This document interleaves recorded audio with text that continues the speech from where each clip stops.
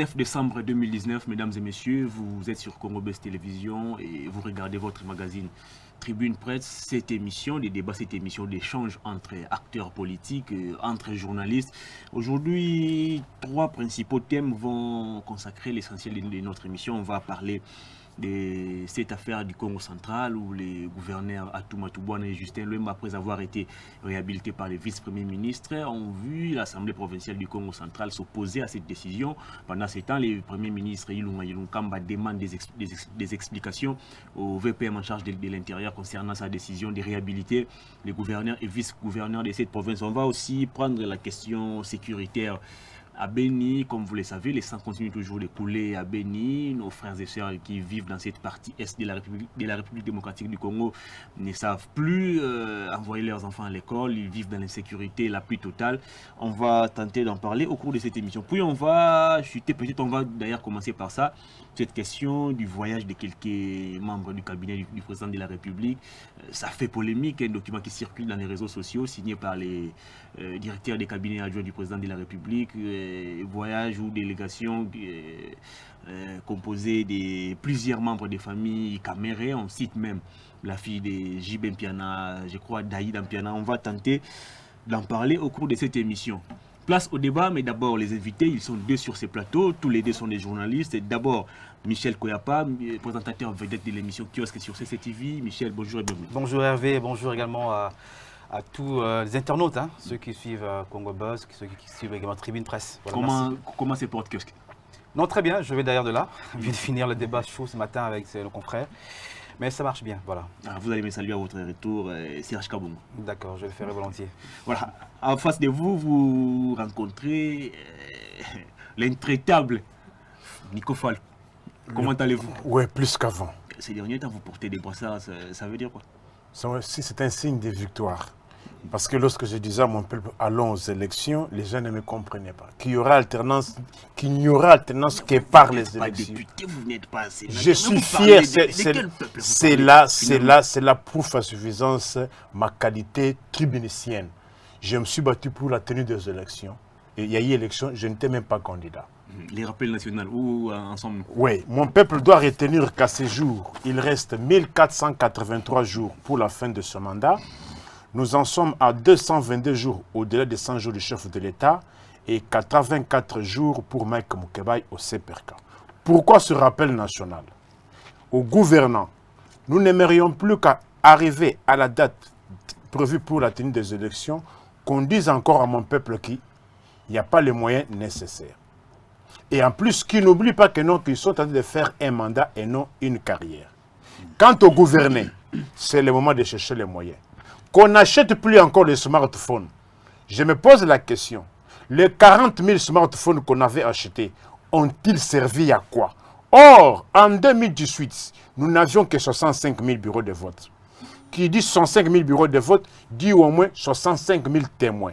À raison de 20 $ par témoin, on aurait dépensé 1 300 000. Que de dépenser plus de 1 600 000 $ et que par après, il n'y a pas de résultat escompté. C'est compris. Voilà, Michel Koyapa, je suis à vous pour ces premiers thèmes de l'émission, ces voyages. Mais il fallait rappeler que Nico, quand il parle des élections, il s'est battu pour les élections, ça s'est tenu sous l'ère Bruno Tshibala. Tshibala qui n'a pas encore payé son argent. Non, ça, écoutez, là, je suis... Vous commencez à vous attaquer dès les non, comme ça. Écoutez, c'est un détail important, l'historique. Un détail important. Je suis d'abord fier et le Congolais le plus heureux du fait que j'étais incompris dans les chefs de mon peuple.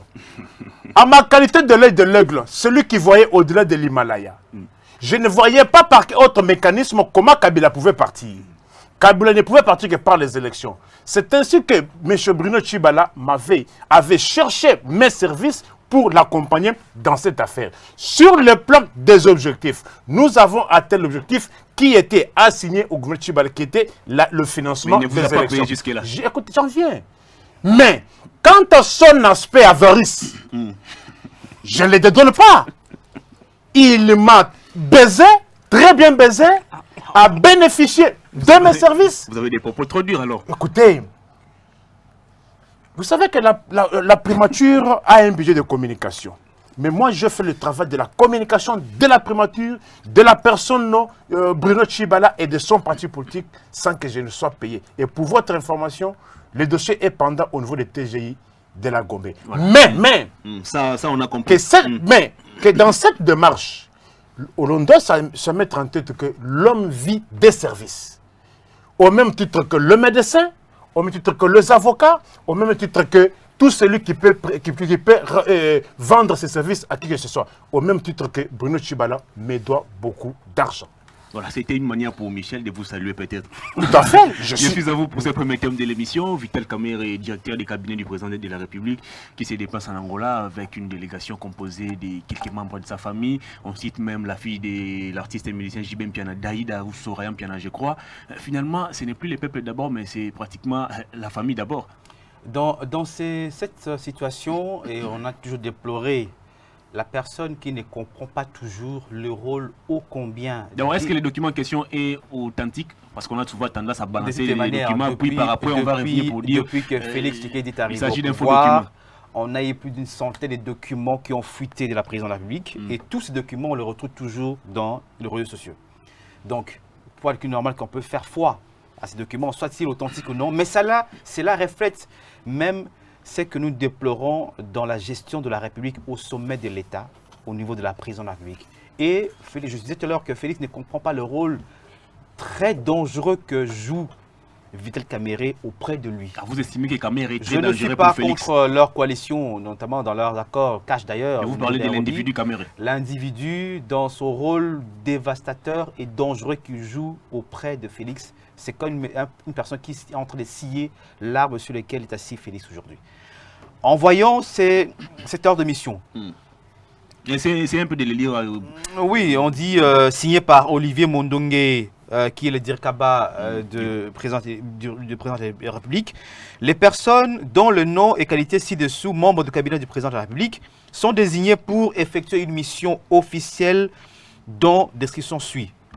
D'abord, le nom de M. Vital Kamerhe comme directeur du cabinet du président de la République. Il y a M. Charles Mbenga, consultant. Mme Mokako Kololidia, consultante. M. Ahmed Kassongo, protocole du directeur du cabinet. Mme Daïda Piana, chargée d'études. Mme Alphonse Kamerhe, chargée d'études. M. Guillaume Kamerhe, chargé des missions. Et puis M. Samuel Moulongo, il est commandant de sécurité du directeur du cabinet. Mission en Angola, bien sûr, en Luanda.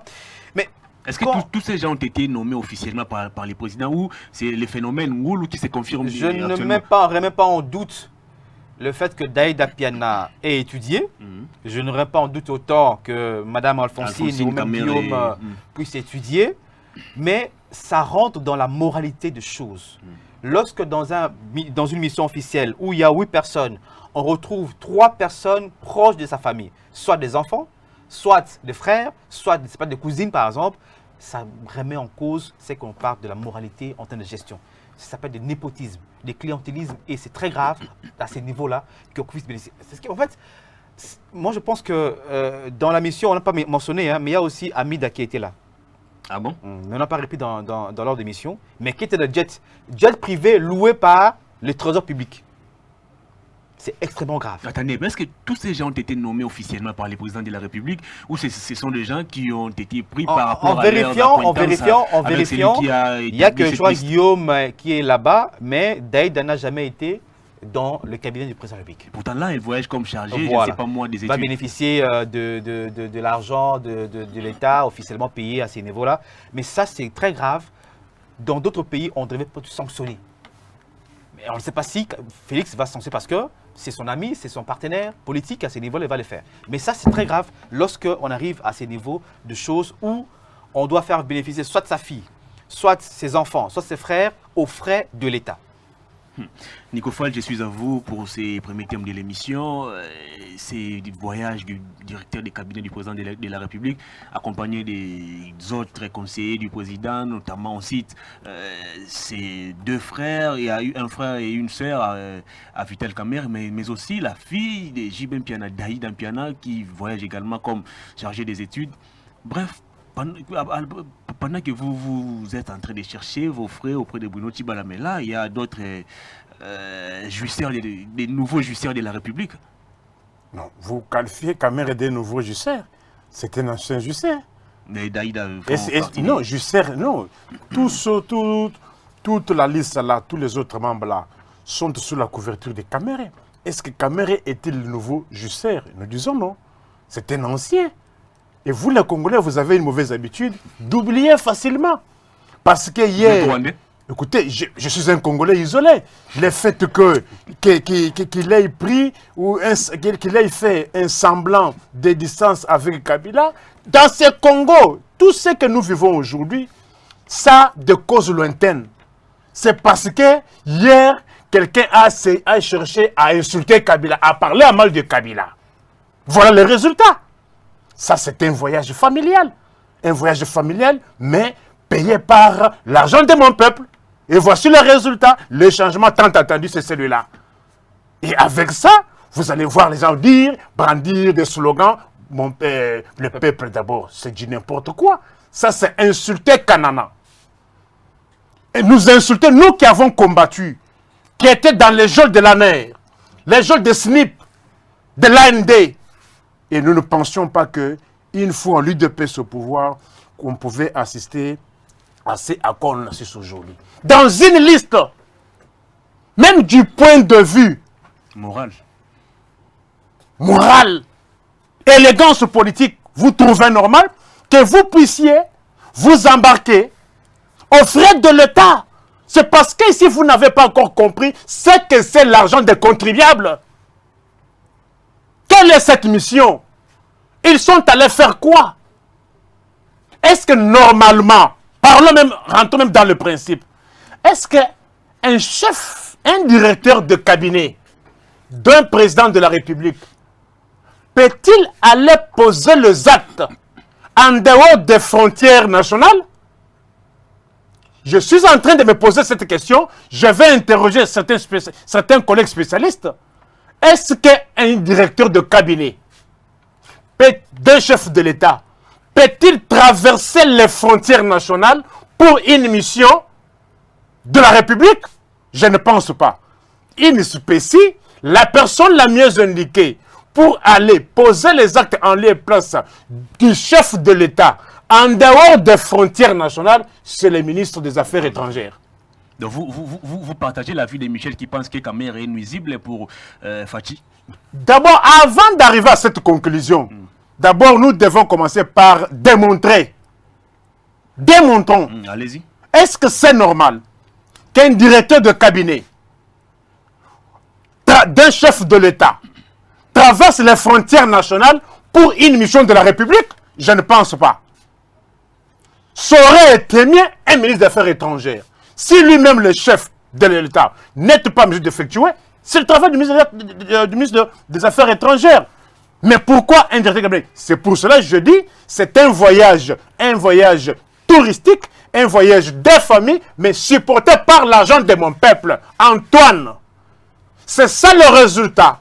C'est ça la récompense que nous donnons à toutes les familles des victimes qui sont mortes pour l'état des droits, qui sont morts pour la démocratie, qui sont morts pour la bonne gouvernance. Antoine, c'est comme ça que vous crachez. Antoine, c'est le président de la République? Écoutez, c'est sous sa gestion, c'est sous son règne que l'on voit son directeur de cabinet voyez avec ses enfants biologiques et adoptifs voyager aux frais de contribuables congolais et que cela passe inaperçu sous sa barbe impuissante et que l'on continue à parler bonne gouvernance. C'est insulter, nous qui avons failli mourir pour l'état des droits.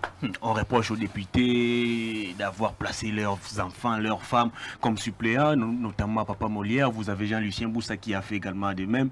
Mais finalement, c'est là c'est un très proche collaborateur du président de la République qui tombe dans la même erreur.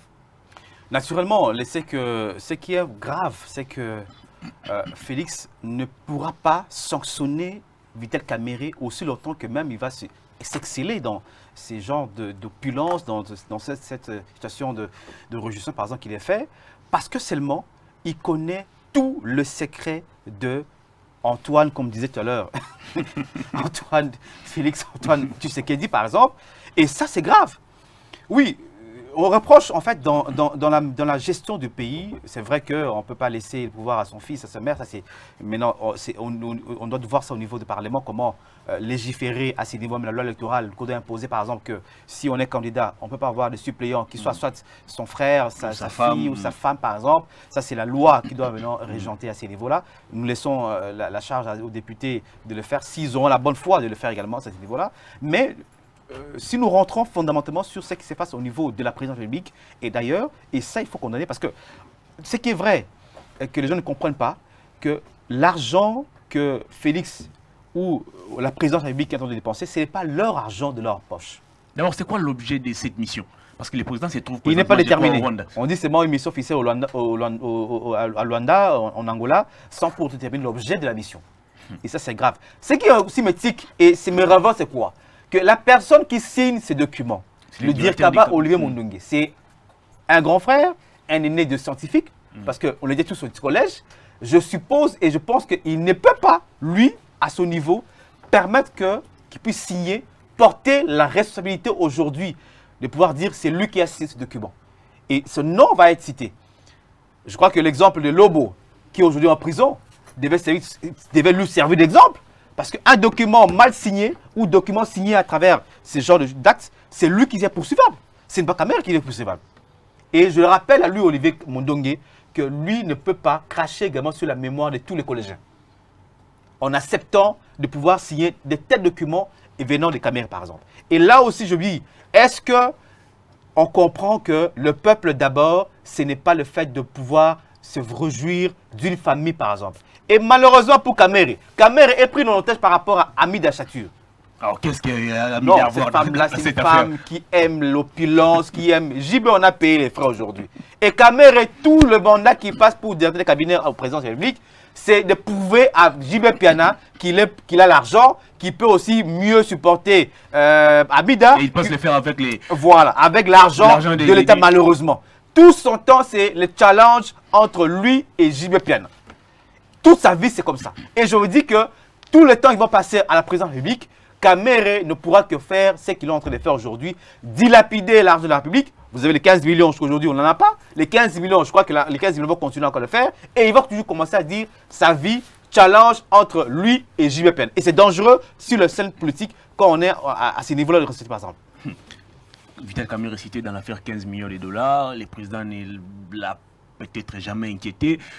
Aujourd'hui, Vital Kamerhe récidive avec ses voyages où il place ses membres de famille, ses enfants. Mais finalement, est-ce qu'il n'est pas temps pour le président de la République peut-être de déplacer Vital Kamerhe? Non. Nous disons ceci. Nous ne devons pas avoir le langage des bois pour changer le Congo. Lorsque moi je vois tout le sang que nous avons fait couler pour l'état des droits, au moment où Kamerhe était dans l'opulence, le 30 juin 2005, il a justifié le massacre. Il était encore au PPR avec Kabila. Nous, en son temps, je reconnais avoir enterré Placide Kakwama. Je reconnais avoir enterré Kinkela Duntuamoyo. Je reconnais avoir enterré Ilunga Kabadi. Et aujourd'hui, nous qui prenions, et Antoine doit être condamné avec circonstances aggravantes. Pourquoi? Tout ce à quoi nous assistons aujourd'hui, ce sont les méfaits que nous avons condamnés hier. Nous, on aurait dû prêcher par des bons exemples. Que ceux-là qui nous avons condamnés, est-ce que moi je peux comprendre? Nous avons combattu Mobutu, nous avons combattu Laurent Désiré, nous avons combattu Joseph. Et que les mêmes pratiques pour lesquelles nous avons combattu, condamné le régime précédent, et que nous-mêmes, nous venons nous distinguer, devons être condamnés avec circonstances aggravantes. Mais ce qui étonne est que cela se passe sous la barbe impuissante d'Antoine, qui est le commandant suprême, de même que Kabila avait été victime de tous les méfaits, de toutes les bavures commises par ses subalternes, de même aussi, devons aussi condamner Antoine pour les mêmes faits. Parce que on ne peut pas comprendre que son directeur de cabinet, Parce qu'avant que ces documents ne soient signés, le directeur de cabinet ne peut pas quitter le pays sans que son chef ne soit au courant. Et le chef lui doit lui poser la question de savoir vous allez où? Une mission privée, un voyage privé ou bien un voyage de l'État.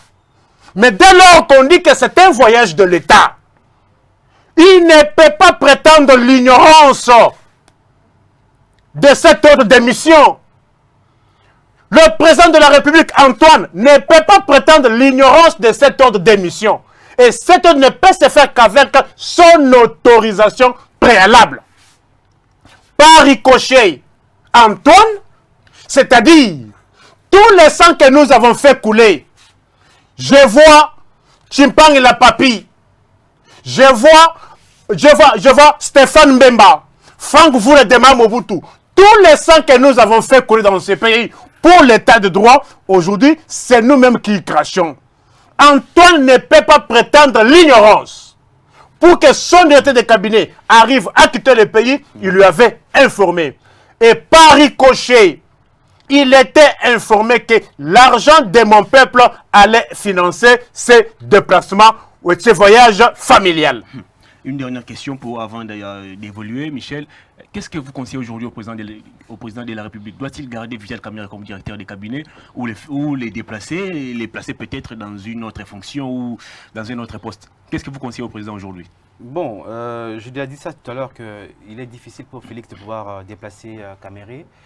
Dans les tractations, dans la formation du gouvernement, il était prévu que Kamerhe puisse être le vice-premier ministre, ministre du budget. C'est la place qu'occupe aujourd'hui Mayo.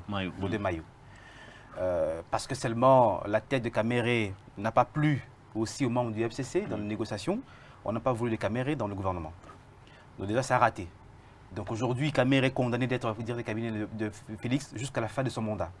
Ça, c'est clair à ces niveaux-là. Donc il est difficile de penser que Kamerhe serait déplacé auprès de Félix. Et parce que seulement aussi, vous avez suivi évidemment que dans la procédure de rémunération des membres du cabinet du président de la République, vous avez vu que le directeur de cabinet qui, hier, Némi, avait rang de ministre d'État, aujourd'hui, il est devenu à rang de vice-ministre. Pourquoi? Parce que Kamerhe est toujours le même, apaisé pour qu'il ne peut pas avoir un poste inférieur à Mayo, qui était vice-premier ministre. Donc c'était ça la logique qui a conduit à ce qu'aujourd'hui, on puisse avoir ces réaménagements qu'il y a eu au niveau de rémunération, au niveau de la présidence de la République. Et ça, c'est un fait. Donc c'est difficile pour lui de pouvoir s'écarter de cette logique-là et dire, écoutez, je vais me défaire de Vital Kamerhe, parce que la logique a fait qu'aujourd'hui, il doit être là. Donc je crois, si le conseil que je vais donner à Félix, c'est de dire, si véritablement il est le président de la République, si véritablement, s'il est pas de se débarrasser, mais qui prennent la mesure de la gravité des choses aujourd'hui et de punir, par exemple, déjà les premiers dossiers de 15 millions. Vous savez plus ou moins comment lui-même, le président de la République, a défendu la rétrocommission comme étant quelque chose de légal chez nous au Congo. Dans Economic Cop, il a reconnu ça officiellement que la rétrocommission, c'est vraiment quelque chose de légal.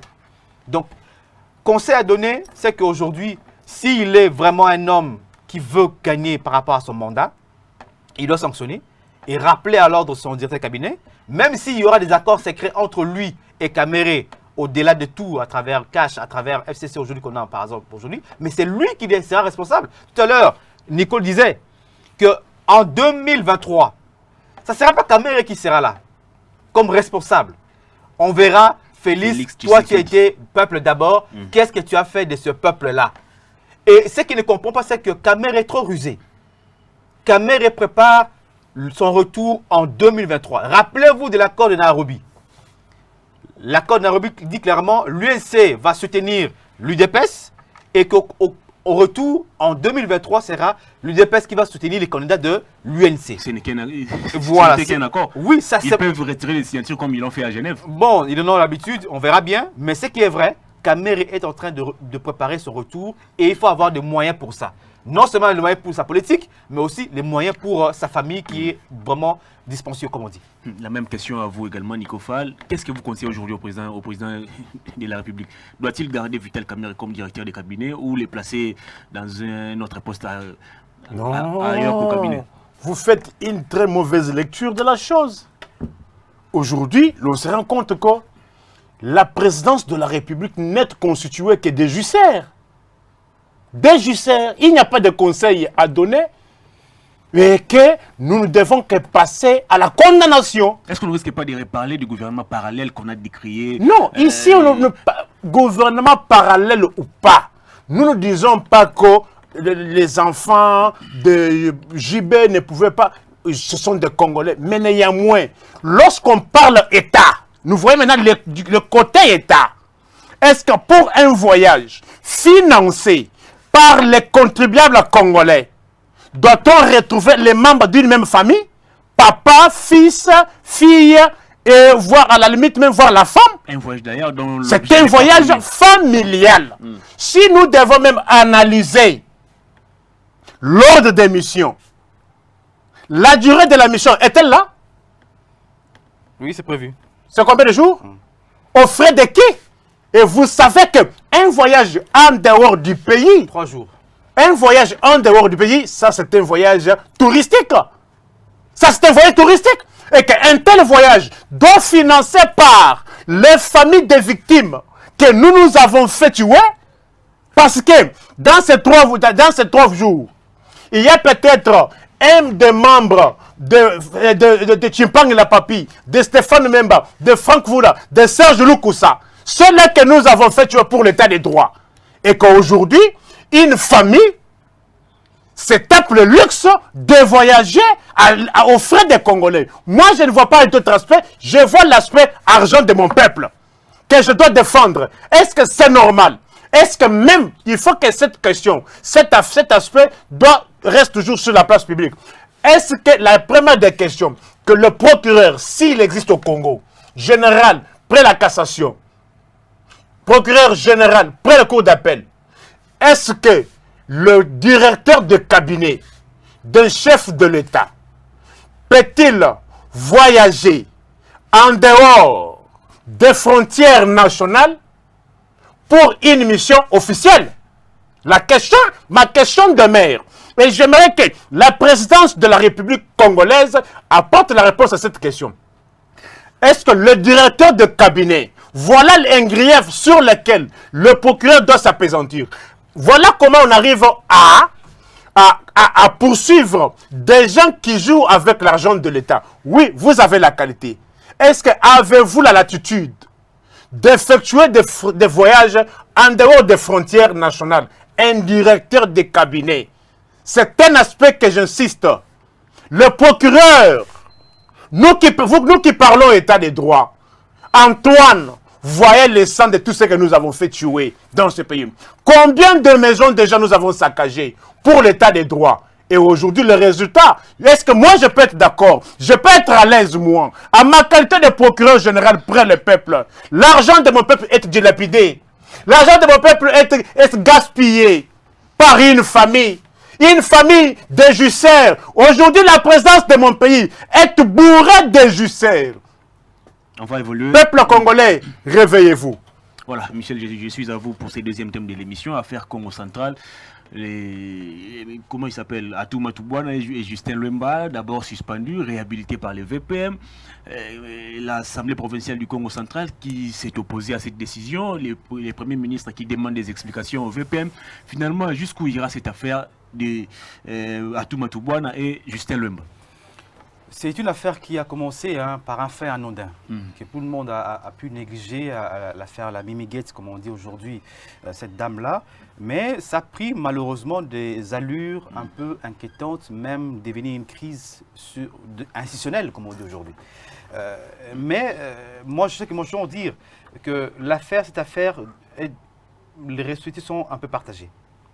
Tant au niveau du vice-premier ministre Gilbert Kakonde, il semble, et ça c'est des informations que nous avons eues, que Kakonde a eu de l'argent de Atouma Toubouana. 100 000 $ d'abord, et puis il y avait encore 200 000 $, je crois 300 000 $, pour qu'il finalement puisse réhabiliter Atouma Toubouana, qui, justement, vous savez, devait faire l'objet, par exemple, de mesures de suspension à ce niveau-là. Mais cette affaire, selon mes propres analyses, devrait plutôt être une affaire réglé sur le plan de la moralité. Vous savez que le peuple Congo, né Congo particulièrement, c'est un peuple qui est gardien des valeurs. Parmi le peuple, des différents peuples que nous avons au Congo, par exemple, le né Congo, c'est un peuple qui est gardien des valeurs. On peut reprocher à Touma Toubouana le fait pour lui être instigateur de ces complots contre son adjoint, son vice, Justin Lomba par exemple, mais du moment où, par exemple, que sur le fait de l'administration, il n'y a pas de faute en termes de responsabilité directe de Touma Toubouana, on devait plutôt le réhabiliter, ça c'est clair. Et 3 mois, comme l'a fait Gilbert Kakonde. Mais malheureusement, il y a eu beaucoup d'intérêts qui entrent en jeu dans la province du Congo central. Vous avez d'abord ce qu'on appelle Touma Toubouana, c'était les protecteurs de biens ou soit des intérêts, par exemple, financiers de l'ancienne première dame, Olive Lembe, qui a des marchés à travers un personnage que je ne vais pas citer les noms par rapport ici, à travers lui, bénéficiait notamment des avantages financiers venant de Touma Toubouana. Ça, c'est un fait à ce niveau-là. Deuxième chose, c'est que Touma Toubouana était un gouverneur qui, vous savez, au niveau du cataracte, parce que ça c'est aussi un aspect au niveau cataracte et bas-fleuve, qui devait aussi être gardé parce que seulement il a les intérêts par rapport à cette communauté de Congo central, mais que malheureusement, au-delà des aspects liés à cette administration, il y a eu justement la lutte politique qui est entrée en danse. Le fait pour Toubouana être suspendu, il a fait recours aujourd'hui à cette fameuse coalition FCC Cash. Vous avez par exemple les intérêts par rapport à ça. Et vous savez aussi que Atou n'a pas été un ticket du FCC officiellement. C'était un candidat indépendant. Donc, d'office, n'a pas une ascendance sur le plan de FCC, n'avait pas une mainmise sur Atou dans la province du Congo central. Du coup, en profitant de cette situation de crise née à travers le fait anodin, je dis tout à l'heure, de Mimi Gate, il a voulu maintenant se rapprocher plus de Cash que du FCC. Et le FCC a voulu justement le faire payer son rapprochement, entre guillemets, auprès du Cash. Et malheureusement aussi pour Gilbert Kakonde, qui a touché l'argent d'Atouma Toubouana, on a payé aussi des frais par rapport à ça. Et aujourd'hui, on risque maintenant d'avoir une certaine instabilité sur le plan de province, particulièrement du Congo central. Vous avez vu le même problème qui s'est posé au niveau de province de Sankourou. Vous avez vu hier avec Olomami. On a vu avec l'Ituri. En principe, aujourd'hui, le FCC est dans une dynamique de pouvoir faire retour ou soit contrôler toutes les provinces au détriment du Cash, qui aujourd'hui aussi est en train de mener aussi des marches pour essayer d'avoir une mainmise dans les provinces congolaises, notamment les Congo central. Et aujourd'hui, malheureusement, nous sommes dans une situation de crise institutionnelle grave qui risque aussi d'avoir un impact très négatif sur la marche de nos provinces, particulièrement du Congo central. Nico Fall, je suis à vous pour ce deuxième thème de l'émission. Vous avez les premiers ministres, les vice-premiers ministres plutôt en charge de l'intérieur qui a réhabilité les gouverneurs et vice-gouverneurs du Congo central. Les premiers ministres lui demandent des explications. Les vice-premier ministre qui, je dirais, fait une sorte de rétropédalage où il dit qu'il n'a pas réhabilité les gouverneurs, il n'y a aucune preuve que c'est lui qui a réhabilité les deux messieurs. Finalement, qu'est-ce qui se passe dans cette affaire Touma Toubouana et Justin Lomba? Avez-vous d'autres informations que nous ignorons? Devons analyser la problématique du Congo central sous des angles. Sur l'angle juridico-politique. La première des questions que nous devons nous poser, est-ce que qui est l'autorité directe d'un gouverneur de province? Nous répondons au regard de la Constitution, l'autorité directe d'un gouverneur, c'est l'Assemblée provinciale. Est-ce qu'une spécie, y avait-il une décision de l'Assemblée provinciale du Congo central révoquant Atou? Nous disons non. Et dans cette affaire, c'est parce qu'il y a eu beaucoup d'interférences politiciennes qui font en sorte que le vrai auteur ne soit poursuivi. Posons-nous la question à ceux-là qui s'acharnent sur Atou. Quel est le grief mis à sa charge? On parle de sextape. Est-ce que dans la vidéo, avez-vous vu la figure l'image du gouverneur Atou. Nous disons non. Mais pourquoi cet acharnement sur lui qu'au lieu de s'en prendre aux auteurs? Dans la vidéo, on reconnaît le visage de qui? Du vice-gouverneur. On reconnaît le visage de qui? De Madame Mimi. Donc en principe, c'est le vice-gouverneur qui devrait être sanctionné. J'ai dit ceci. Ici, parce que les gens mettent maintenant le sentiment. Pourquoi aujourd'hui c'est Atou qui est mis à l'avant-plan? Pourquoi cette question-là, je n'arrive pas comment, on ne me donne pas la réponse. Est-ce que peut-il être poursuivi directement? Tous les griefs qu'on aurait dû mettre sur le dos de son fils, mais on dit que non, oh, il a sali la province. Est-ce que avez-vous vu la nudité du gouverneur Atou? L'infraction est individuelle. Et quand, parce qu'il faut aussi aller à l'aide d'un exemple. Il y a eu un vice-ministre dans ce pays qui a eu à commettre les faits presque similaires. Il était fils, mais il n'était pas limogé de ses fonctions avec son titulaire. Je crois qu'il était vice-ministre au plan. Est-ce que c'est le fait par le vice-ministre au plan d'avoir commis cet acte-là et d'avoir été limogé, est-ce que la même sanction avait aussi poursuivi son titulaire? Nous disons non. Mais qu'est-ce qui fait qu'aujourd'hui, au lieu qu'on parle plus de l'auteur, on parle beaucoup plus de celui qui n'était même pas sur le lieu de fait? L'infraction est individuelle. Pourquoi cet acharnement sur le gouverneur Atou? Il peut avoir été, je dis bien, il peut avoir été commanditaire. Mais il n'appartient pas à Michel. Il n'appartient pas au Moudjadjine du peuple. Il n'appartient pas à Hervé d'établir la culpabilité du gouverneur. Dans le cas d'espèce, il appartient à la justice. C'est la justice qui doit établir la responsabilité d'Atou. Faire autrement, c'est de l'arbitraire.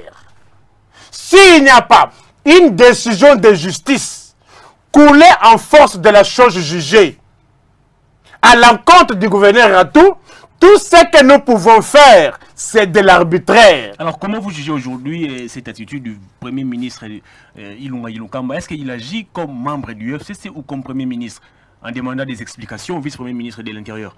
D'abord, maintenant, au niveau de politique, j'ai suivi le vice-ministre, le vice-premier ministre de l'Intérieur. Primo, il ne reconnaît pas avoir signé une lettre levant la mesure de suspension. Il ne reconnaît pas avoir signé une lettre. Il ne reconnaît même pas qu'il y avait même une lettre de suspension. Alors qui a rien? Nous sommes d'abord dans le fait. Pour avoir fait de bonnes analyses, il faut d'abord donner les faits. Il ne reconnaît pas l'existence d'une lettre de suspension et d'une lettre qui lève la mesure. Mais il s'est dit que non, mais pourquoi on peut arriver à me demander, à me coller une demande d'explication? Sur la base de quoi?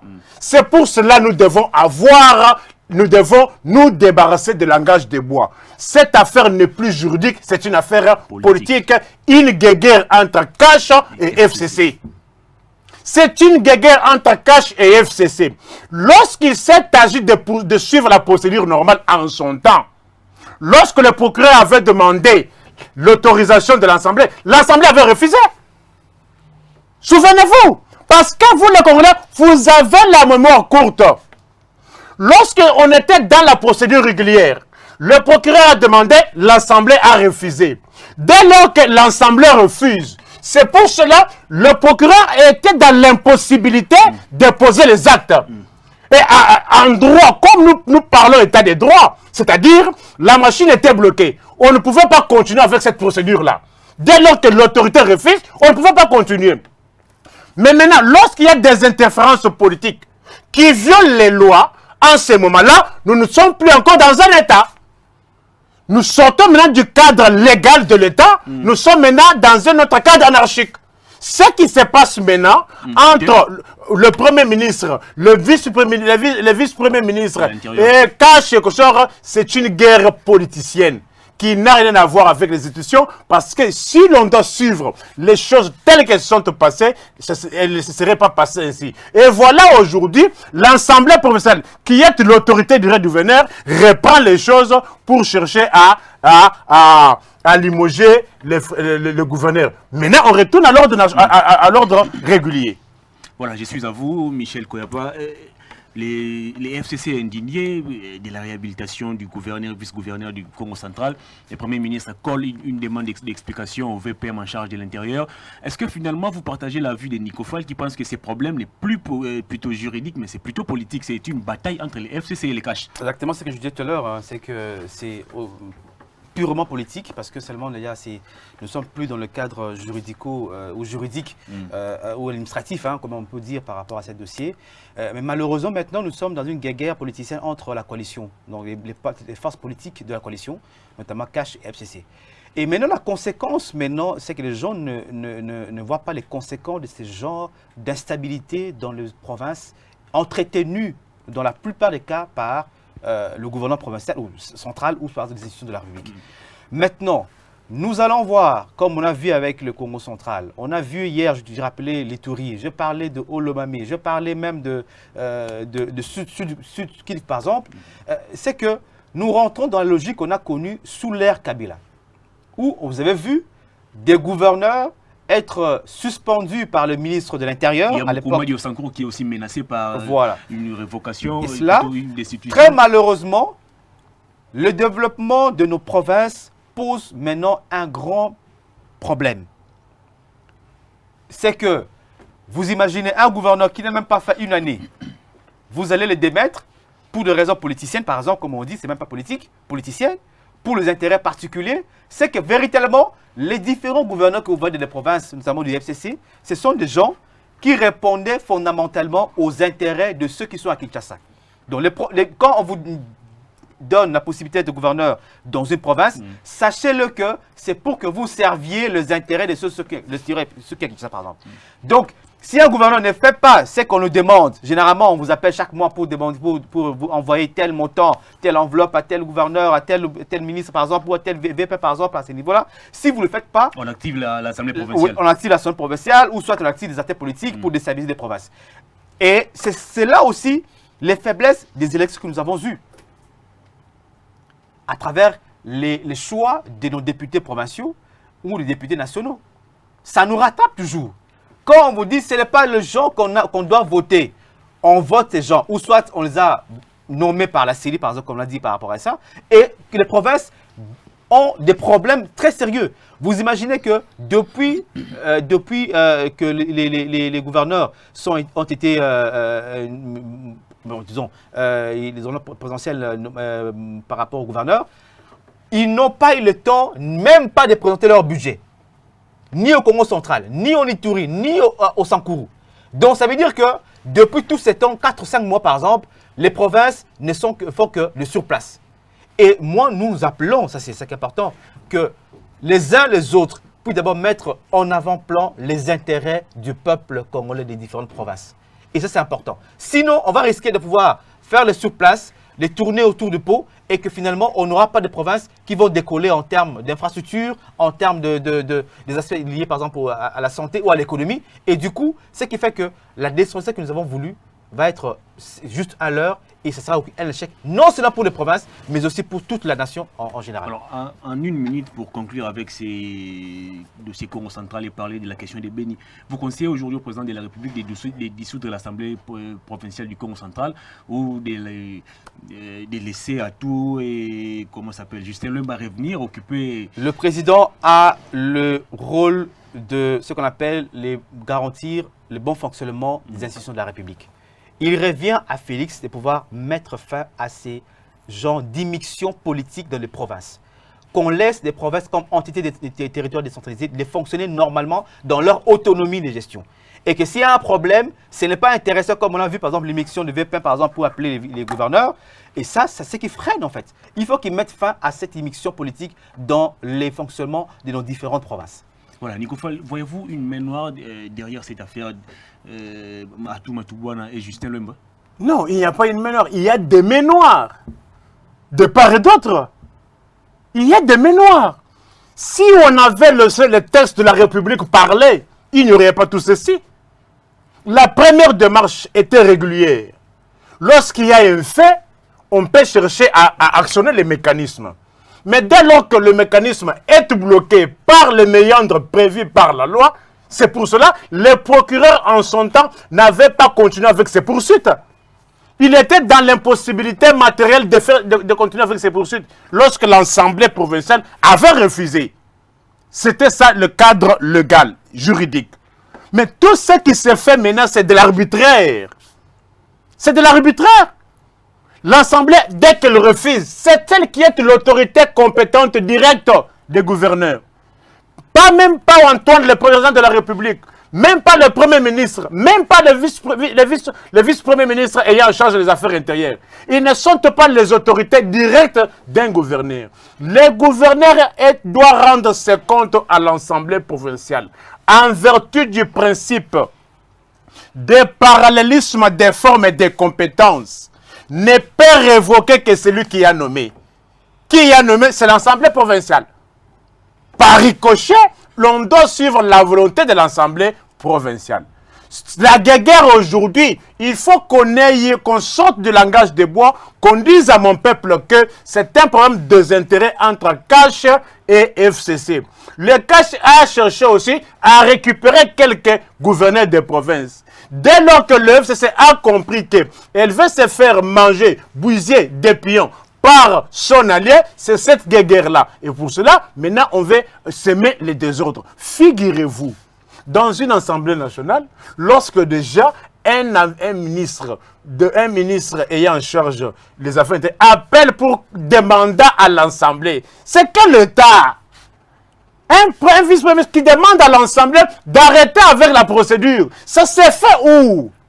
Ça ne peut pas se faire dans un État normal pour lequel nous avons failli mourir. Comment un exécutif peut chercher à des injonctions au législatif? Je ne sais pas. Je ne me retrouve pas. On a vu ça avec Chadari. Écoutez, mais je me dis, je ne me retrouve pas. Nous ne sommes pas dans un État. Nous sommes dans un État non-État. Nous ne sommes qu'État que parce que nous avons une population, nous avons un gouvernement et nous avons une population. Mais la théorie de l'État évolue. Dès lors qu'un État cesse de remplir ses missions régaliennes, nous tombons dans l'État non-État. Ça ne peut pas se faire. En plus, il ne faut pas oublier que nous sommes dans un régime de séparation des pouvoirs. Aucune institution politico ne peut s'immiscer dans les affaires d'une autre institution. Et en vertu de quoi un ministre de l'Intérieur peut appeler l'Assemblée qui relève de législatif. C'est gravissime. Voilà, nous tendons vers la fin de cette émission. Et Nico Fall, vous gardez la parole pour ces tout derniers thèmes de l'émission. On va parler de la question sécuritaire à Beni. On a pendant longtemps cru que la stabilité de cette partie est de la République dépendait en grande partie du départ de Kabila. Mais Kabila est parti, aujourd'hui Fatih au pouvoir. La population de Beni continue toujours de pleurer, les sangs continuent de couler. Finalement, jusqu'où ira cette guerre? Ça me regardait encore dans mes positions. Lorsque je disais à mon peuple que je connais mes joueurs et leur jeu, demandez à tous ceux qui ont fait tuer les gens ici, sous le nom de Kabila. Lorsqu'une maison s'écoule en Ngiringiri, c'est Kabila. Lorsque la pluie tombe à Nyenyen, puis c'est Kabila. Lorsqu'il y a quoi que ce soit sur le c'est Kabila. Aujourd'hui, Kabila n'est plus président de la République. On a fait croire aux gens que Kabila était le démon. Kabila était le Tanzanien. Kabila était le Rwandais. Mais aujourd'hui, où en sommes-nous? C'est le lieu de rappeler, mentez, il en restera quelque chose. Kabila n'est plus président de la République. Si Kabila part aujourd'hui, on va mettre fin à la guerre. C'est Kabila qui alimente la guerre. Est-ce qu'aujourd'hui, c'est Kabila qui continue à alimenter la guerre? Cherchons de vraies causes. Ayons un discours constructif. Nous posons la question. Comment se fait-il que Kabila n'est plus président? Les groupes armés deviennent de plus en plus puissants, commettent beaucoup d'actes de sabotage. Pourquoi? Voici la question que nous devons nous poser. Maintenant, la question que nous posons à ceux-là qui dirigent les institutions de la République. Antoine, le commandant suprême des forces armées et des polices. Pourquoi cette théorie continue? Nous pensions que c'est Kabila qui est alimenté. et Kabila n'a plus encore le contrôle de l'armée. Alors c'est vous qui avez aussi failli. Mais si nous devons interroger vos discours d'hier par rapport aux faits sur le terrain, c'est le jour et la nuit. Mais nous devons aussi aller plus loin. On ne change pas l'équipe qui gagne du temps. Mais est-ce que l'équipe, c'est-à-dire les généraux que nous avons à ce jour, le service, c'est là qui dirige les services de renseignement, sont-ils à la hauteur? Cette guerre, on peut arriver à la mater. D'abord, il faut que les services de renseignement fassent d'abord leur travail. Washington qui est l'hyperpuissance, avant d'aller en guerre, d'abord il faut qu'elle ait d'abord le rapport de tous les services de renseignement. Pour aller abattre Oussama Ben Laden, il lui fallait d'abord que les services de renseignement donnent les rapports. Pour abattre al-Baghdadi récemment en Syrie, il faut d'abord que les services de renseignement donnent les rapports. Est-ce que le service de renseignement congolais ont-ils tous les renseignements sur ceux-là qui alimentent toutes ces guerres à l'Est? Mais dès lors que les services de renseignement ne fournissent pas les rapports fiables, mais pourquoi continuer à garder les mêmes animateurs? À chaque fois dans un État qu'il y a quand même des changements de régime, il y a quand même des changements qui doivent s'opérer à la tête de beaucoup de corps constitués. Pourquoi jusque-là, Antoine, commandant suprême, pourquoi tous les animateurs de corps constitués sont-ils toujours les mêmes? Pourquoi cette question? On aurait dû assister au grand changement au niveau des armées, au niveau des forces armées terrestres, au niveau des forces navales, forces aériennes. On devait aussi ressentir cela. Ça se passe comme ça, là où il y a un vrai changement. Mais pourquoi ici chez nous, il y a des guerres, il y a recrudescence de guerre, il y a des tueries perpétuelles, mais ce sont toujours les mêmes personnes qui demeurent et ces dernières mêmes personnes sont soupçonnées dans beaucoup de choses. Faites par vous de le faire. Antoine, vous porterez la responsabilité spirituelle de tous les Congolais qui sont morts pour cette cause. Soit, si vous n'êtes pas impuissant, agissez, prenez votre courage, vos prérogatives constitutionnelles, c'est-à-dire révoquez tous les généraux, les remplacer par d'autres pour voir les résultats. Parce que ce qui compte pour une armée, c'est le résultat, et non pas des discours et des études et des promesses. J'ai dit sous réserve de réplique. On parle d'une complicité au sein de notre armée, on parle de l'affairisme. Nous avons des officiers qui sont cités dans des dossiers vraiment sales. Dans tous ces cas, Nico évoque ici la responsabilité de notre agence de renseignement. Est-ce qu'aujourd'hui, la solution à ces problèmes des guerres à l'Est de la République démocratique du Congo passera-t-elle par la politique ou par l'armée? Je crois que ces problèmes de l'Est du pays, il faut en parler justement sans passion. Parce qu'il y a deux enjeux importants dans ce qui se passe à l'Est du pays. Le premier enjeu, c'est que c'est un projet nourri depuis très longtemps de balkanisation de cette partie de notre pays, la RDC. Tout le monde le sait.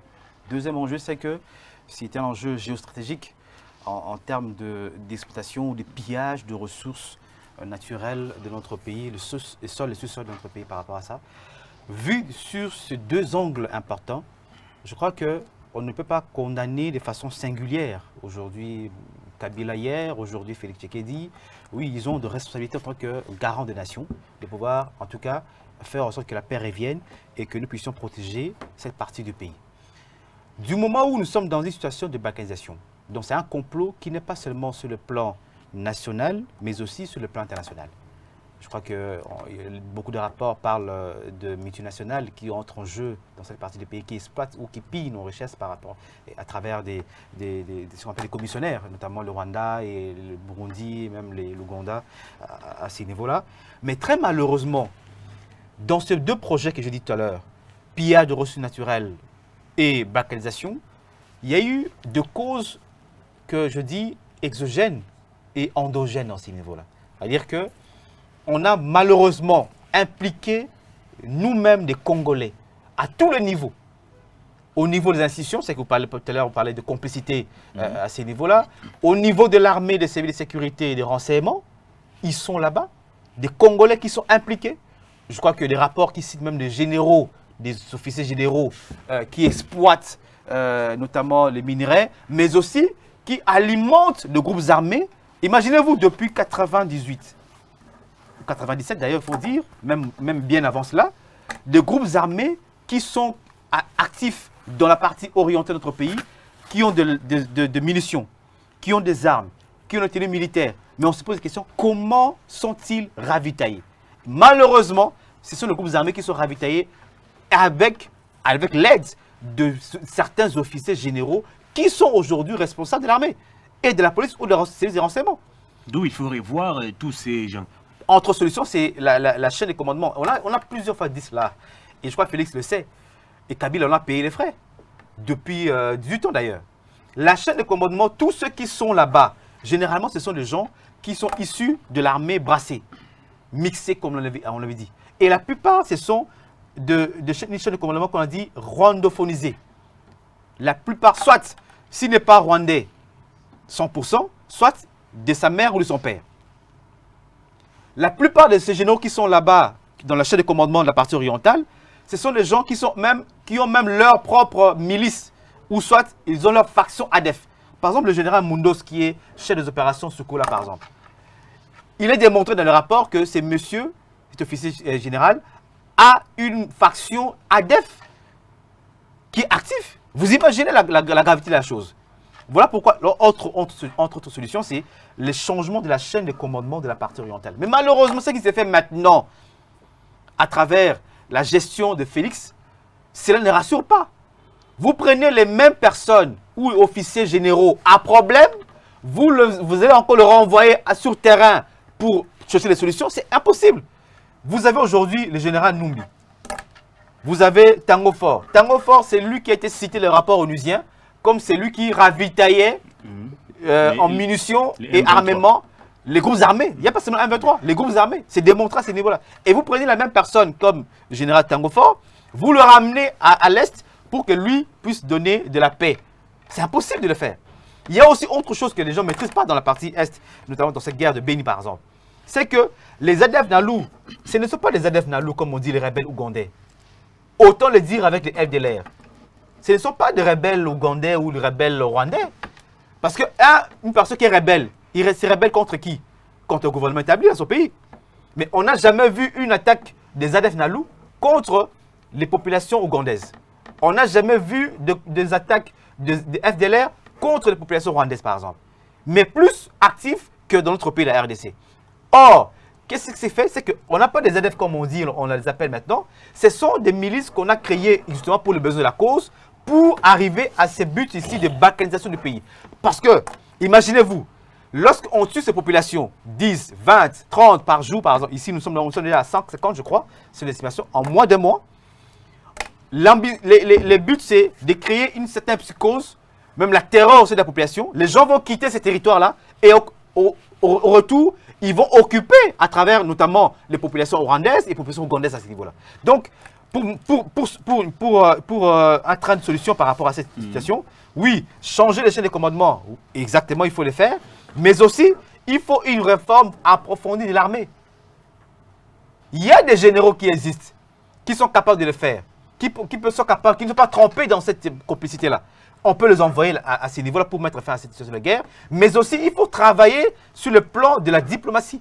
C'est important de faire voir à nos partenaires internationaux, les mêmes États-Unis, les mêmes la Grande-Bretagne aujourd'hui, que vous pouvez avoir besoin de nos richesses, les coltans, l'or, les diamants, mais il faut le faire par la grande porte et non travailler avec les sous-traitants comme le Rwanda ou l'Ouganda ou le Burundi. C'est tout le problème. Et aussi, il faut mettre en place ce qu'on appelle le mécanisme de contrôle en termes de mission, de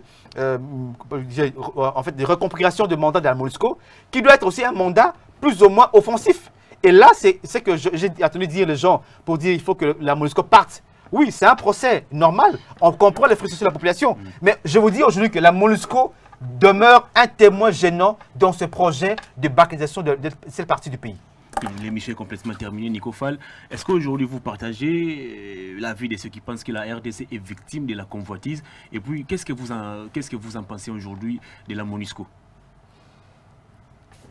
Vous savez, chaque jour qui passe, vous ne faites que mettre de l'eau dans mon moulin. Dans ce pays, nous sommes parmi les premiers à avoir réclamé Vous le avez été départ. toujours premier. Écoutez, je suis un précurseur. Je suis l'œil de l'aigle.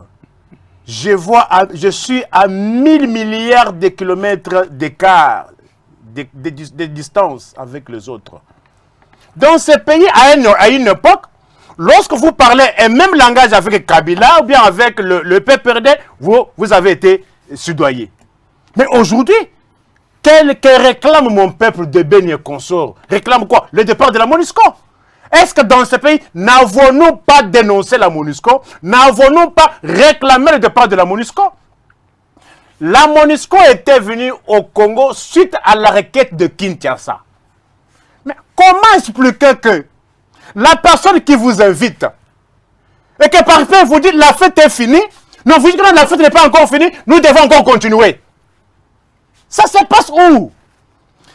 De quelle manière la MONUSCO était venue au Congo? Suite à la requête de Kinshasa.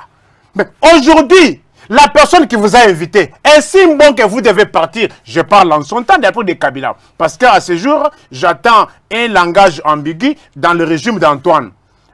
C'est comme si Antoine n'est pas favorable au départ de la MONUSCO. Il ne sait pas encore. J'ai dit ceci, on sent cela par les bouches de son entourage, des membres de son entourage. On ne le sent pas chaud, ne parle même pas langage avec le FCC. Parce que le FCC et moi avons vu loin en demandant le départ de la MONUSCO. En plus, que font les éléments de la MONUSCO dans la ville de Kinshasa? Vous les voyez partout, aller ça et là. Justifier aussi les dépenses. Le carburant que leur véhicule utilise à Kinshasa. Mais c'est dans le budget là dont on vous parle d'1 milliard, non? Est-ce que la présence des éléments de la MONUSCO est-elle pertinente? Est-elle nécessaire?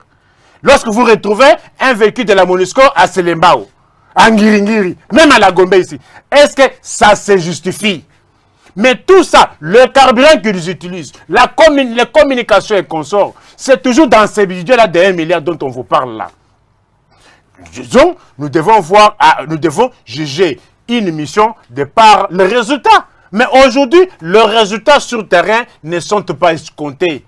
À quoi bon continuer avec? Mais est-ce que si la MONUSCO quitte, cela veut dire qu'il n'y aura plus de tuerie à Béni? J'ai dit ceci. Elle était venue pour le maintien de la paix. Mais dès lors que cette mission n'est pas atteinte, doit-on continuer avec ou bien devons rester seuls? En plus, je n'ai jamais été totalement d'accord. Parce que la mission de sécuriser les personnes et leurs biens ne relève pas de la MONUSCO, relève des forces armées congolaises. Que fait l'armée congolaise? C'est sa mission principale et première, de sécuriser les personnes et leurs biens. Chercher à incomber la totalité de responsabilité à la MONUSCO, je ne suis pas d'accord. Mais ce n'est pas pour autant que la MONUSCO puisse demeurer. Plus de 20 ans, c'est un peu trop. Près d'une génération. Un enfant qui avait été né à l'époque où, en 1988, aujourd'hui, elle a 20 ans. S'il a bien étudié, il doit être déjà en 2e ou 3e graduat. Écoutez, qui ne voit que la MONUSCO, mais elle risque même de penser que la MONUSCO est une armée régulière du Congo. Est-ce que nous ne pouvons pas faire une révolution mentale? S'il y avait des résultats, on aurait applaudi, mais qu'il n'y a pas de résultats. Et qu'aujourd'hui, mon peuple de l'Est a compris que cette histoire de MONUSCO n'était qu'une bande d'affairistes. Ah oui. Combien de véhicules de MONUSCO ont été attrapés avec des matières premières? Combien de véhicules? Et vous continuez à faire confiance, à faire des crédits sur ça. Si c'était nous les Congolais, vous aurez entendu des rapports là-bas, des sanctions. Est-ce qu'aujourd'hui on poursuit Mende? Est-ce que les faits commis par... Qu'est-ce que sont les faits commis par Mende? Pour qu'elle sanctionne. Mais les faits commis par la MONUSCO, ont-ils été sanctionnés? Congolais. Moudjadjinement par là, je dois dire à mon peuple qu'elle doit se réveiller, faire les bons choix, discerner les biens et les mal.